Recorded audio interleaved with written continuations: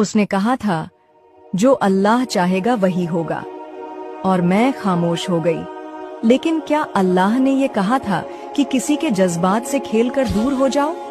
अगर तकदीर पहले ही लिखी जा चुकी है तो नीयत भी तो दिखानी थी ना। प्यार था तो यकीन क्यों नहीं दिया? अल्लाह पर भरोसा रखने का मतलब ये नहीं कि जिम्मेदारियों से भाग जाओ।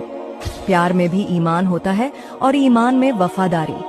मेरी प्यारी बहनों, याद रखो, जो इंसान नीयत साफ रखता है वो अपनी जिम्मेदारियों से कभी नहीं भागता। जो अपने फैसलों को समझदारी और हिम्मत से अपनाता है वही सच्चा होता है। और जो रिश्तों से यूं ही पीछे हट जाते हैं वो सिर्फ बातें करते हैं, निभाते नहीं।